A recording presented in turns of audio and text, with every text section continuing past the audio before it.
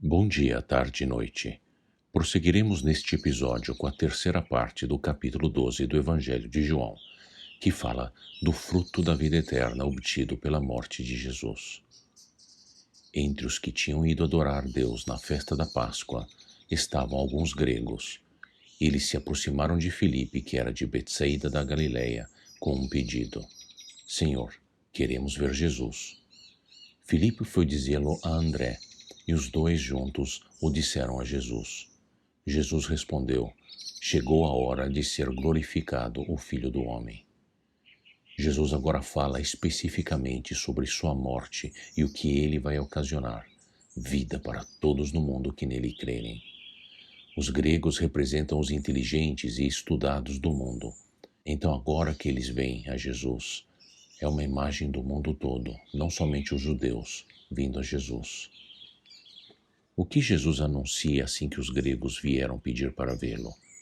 Sua hora chegou. Estivemos esperando este momento desde o início de João. João 2,4 dizia assim: Minha hora ainda não chegou. A morte de Jesus é a hora da sua glória. Através de sua morte, ele vai propiciar as pessoas de todas as nações a conhecer Deus. Digo-lhes verdadeiramente que, se o grão de trigo não cair na terra e não morrer, continuará ele só. Mas se morrer, dará muito fruto. Aquele que ama a sua vida a perderá, ao passo que aquele que odeia a sua vida neste mundo a conservará para a vida eterna. Quem me serve precisa seguir-me, e onde estou, o meu servo também estará. Aquele que me serve, meu Pai honrará. Para Jesus completar a sua missão, ele precisa morrer. Assim como uma semente vai ao solo para ser frutífera, a morte de Jesus é essencial para nos dar a vida eterna. O produto da morte de Jesus será muitas sementes. Que diferença comparado com quando nós morremos? Apodrecemos fisicamente, mas a sua morte cria uma enorme colheita, a eternidade para aqueles que confiam nele. Alguns instantes antes, a multidão se regozijava em seu Messias, mas o que vai querer dizer seguir este rei? Jesus fala da morte como um modelo de como nós devemos segui-lo. O versículo 25 é sobre ele e nós. O que esses versículos significam? A questão central aqui é quem ocupa o centro de nossas vidas. Vamos ler o versículo 25 outra vez. Aquele que ama a sua vida a perderá, ao passo que aquele que odeia a sua vida neste mundo a conservará para a vida eterna. Jesus diz que devemos odiar a vida que coloca o eu ao centro. A Bíblia chama isso de pecado. É por isso que Jesus foi morrer para cada um de nós, para que nós acertássemos diante de Deus. Existem dois tipos de amar a si mesmo. Existe o amar a si mesmo no sentido de gratidão pelo que Deus fez, como diz o Salmo 139:4. Eu te louvo porque me fizeste de modo especial e admirável. Tuas obras são maravilhosas. Disso tenho plena certeza. A Escritura, inclusive, promove esse amor divino na criatura feita por Deus, para que você e eu amemos o nosso próximo como amamos a nós mesmos. Por outro lado, a Escritura nos adverte sobre o amor egocêntrico e a autoadoração, a presunção, o orgulho, o egoísmo, que chega até a arrogância, quando o próprio eu e interesses está acima do amor de Deus e por aqueles que Deus apresenta em sua vida. A Bíblia fala que esse tipo de amor a si próprio é pecado, como diz Provérbios 21:4. Olhar altivo e coração orgulhoso, a lâmpada dos perversos, são pecado. Então, odeie o pecado de viver uma vida que não coloque Jesus ao centro.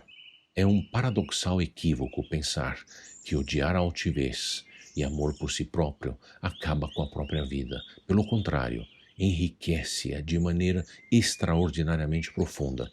Devemos entender que Jesus é Deus e que nossa vida assume outra dimensão quando o honramos. Precisamos nos tocar que a minha vida, vida vivida para mim mesmo, é pecado.